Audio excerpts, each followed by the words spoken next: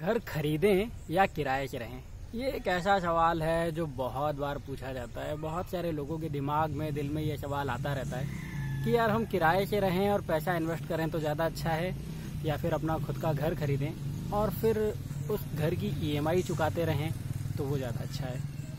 यहाँ पर कोई डाउट की बात नहीं है, मैं कोई भी बात लंबी खींचूंगा नहीं। मैं सिर्फ ये कहूँगा कि आप घर खरीद लीजिए किराए से रहने के बजाय, वो हमेशा ही बहुत अच्छा रहेगा। बस आपको ध्यान ये रखना है कि आप किसी भी कंडीशन पे घर तब खरीदिए जब आप उस जगह पर 2, 3 साल, 4 साल से ज़्यादा रहने के लिए सोच रहे हो या परमानेंट उस शहर में रहने की सोच रहे हो। अगर आप किसी जगह पर 6 महीने, साल भर के रहने की सोच रहे हैं तो फिर वहाँ घर खरीदना समझदारी नहीं है।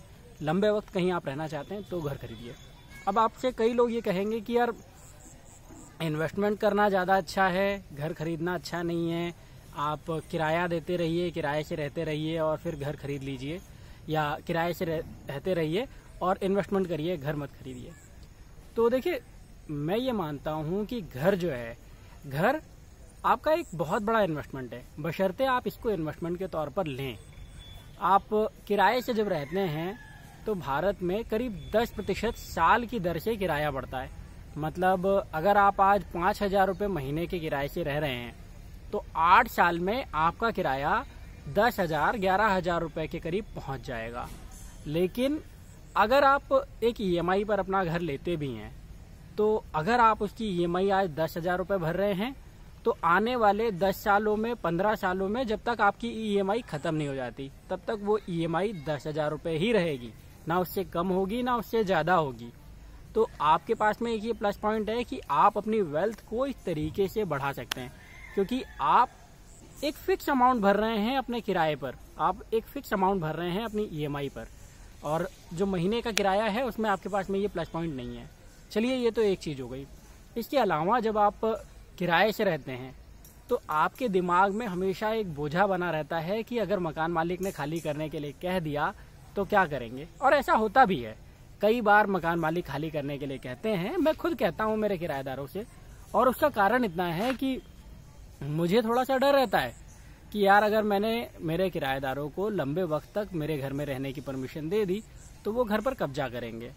और आपके मकान मालिक भी अगर ये सोच रखते हैं तो वो कहीं से भी गलत नहीं है, ये एक नॉर्मल ह्यूमन नेचर है और कई बार लोग ऐसा करते भी हैं। तो मकान मालिक के लिए आपसे मकान खाली करवाना ज़रूरी हो जाता है। तो कई बार 1 साल में, 2 साल में या 3 साल में तो आपको खाली करके जाना ही पड़ता है। तो आपको एक ये नुकसान है, आप अगर मान लीजिए कि हर 11 महीने में आपको मकान खाली करके जाना है तो शिफ्टिंग का बहुत ज़्यादा चार्ज लग जाता है, आपको उस रेंट एग्रीमेंट का चार्ज लगता है जो आपको हर साल या 11 महीने में बनवाना पड़ता है, और इसी तरीके के बहुत सारे एक्सपेंसेस रहते हैं। प्लस आपको हर बार ये देखना रहता है कि यार अभी मकान खरीदना है या मकान ढूंढना है, किराए से रह रहे हैं तो आप अपने काम में, अपने क्राफ्ट में अपनी एनर्जी को लगा नहीं पाते। तो इस वजह से भी आपके पास में बहुत सारे पैसे का नुकसान होते रहता है। और ये 3 चीज़ें तो हो गई। इसके अलावा एक नुकसान ये भी है कि आप कभी भी अपने पैसे पर रिटर्न नहीं ले पाते। जो आप किराया दे रहे हैं, मेरे किराएदार जो हैं वो मुझे किराया देते हैं और वो किराया मैं अपने पास में लेता हूँ, अपने काम में लेता हूँ, उस पैसे को इन्वेस्ट कर सकता हूँ। लेकिन मेरे किराएदारों को उससे कोई रिटर्न नहीं मिल रहा। मेरे किराएदार हर महीने मुझे पैसे देते हैं और हर साल का 10% मैं उनसे किराया बढ़ा करके ले रहा हूँ। लेकिन अगर जो मेरी प्रॉपर्टी है, जिस प्रॉपर्टी पर मैंने मान लीजिए, जिन प्रॉपर्टीज को किराए से दिया हुआ है उन पर अगर मैंने मान लीजिए लोन भी लिया है, तो मेरी प्रॉपर्टी हर साल मुझे 10% मिनिमम रिटर्न दे रही है और 16 से 18% का साल का रिटर्न दे ही रही है, क्योंकि मैं किराए को भी इंक्लूड कर रहा हूँ। कोई भी प्रॉपर्टी हो वो 10% साल के हिसाब से बढ़ती है। तो आपके पास में ये प्लस पॉइंट है। और प्रॉपर्टी खरीदने में एक प्लस पॉइंट ये भी है कि आप एक बड़े अमाउंट की प्रॉपर्टी के मालिक हो जाते हैं छोटा अमाउंट खर्च करके। मान लीजिए आप 20 लाख रुपए की एक प्रॉपर्टी खरीदते हैं तो आपको आज की तारीख में सिर्फ 4 लाख रुपए देने हैं, बाकी का 80%, 75% पैसा आपको बैंक दे देगी। अब आप कहेंगे कि इसमें हमारा फ़ायदा कैसे हो रहा है। तो देखिए, क्या होगा कि अगर आपको साल का 10%, 8% रिटर्न मिल रहा है प्रॉपर्टी पर, जो कि मिलता है, तो आप हर साल उस 20 लाख की प्रॉपर्टी पर 1 लाख, 1.5 लाख, 1.25 लाख रुपए तक का रिटर्न ले रहे हैं, सिर्फ 4 लाख रुपए का इन्वेस्टमेंट करके। जो आपकी प्रॉपर्टी की वैल्यू बढ़ रही है उस तरीके से। और जो आप किराया नहीं दे रहे हैं वो तो है ही आपके साथ में एक प्लस पॉइंट। और जो आप महीने का इन्वेस्टमेंट कर रहे हैं वो भी आपका एक महीने का इन्वेस्टमेंट जा रहा है, क्योंकि किराया आपको रहते हुए भी देना था और ना रहते हुए भी देना है। मकान अगर आपने नहीं खरीदा तो भी आप कहीं ना कहीं तो किराया दे ही रहे थे।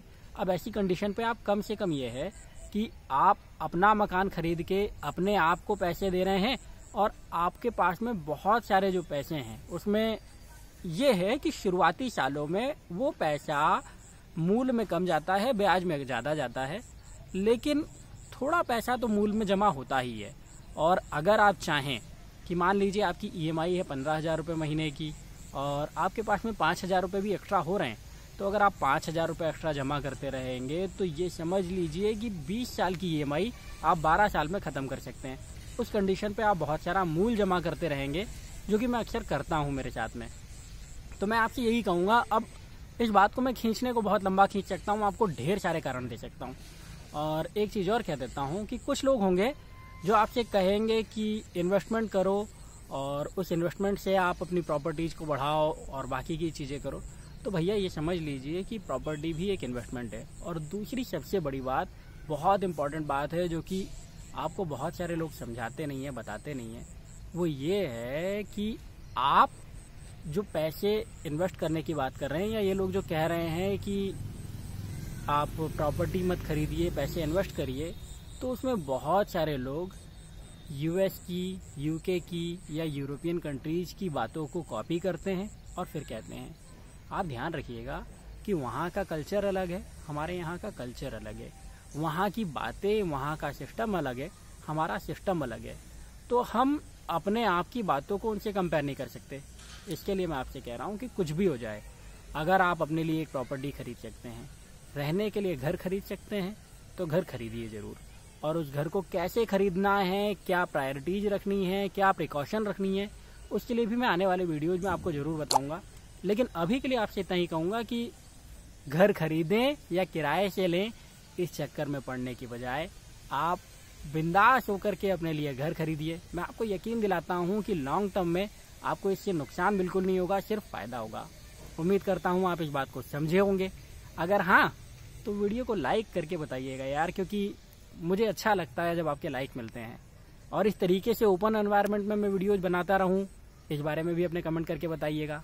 वीडियो अच्छा लगा है तो इसे सभी के साथ में शेयर भी करिए, क्योंकि आपके शेयर केयर दिखाते हैं। और अगर अभी तक आप मेरे साथ जुड़े नहीं हैं तो प्लीज़ चैनल को सब्सक्राइब करके बेल का बटन दबा दीजिए, ताकि आप ऐसे ही वीडियोज़ के नोटिफिकेशन देखते रहें, वीडियोज़ देखते रहें और मेरे साथ जुड़े रहें। अभी के लिए इतना ही, अगले वीडियो में फिर मिलता हूँ। तब तक अपना प्यार और वक्त देने के लिए बहुत बहुत धन्यवाद।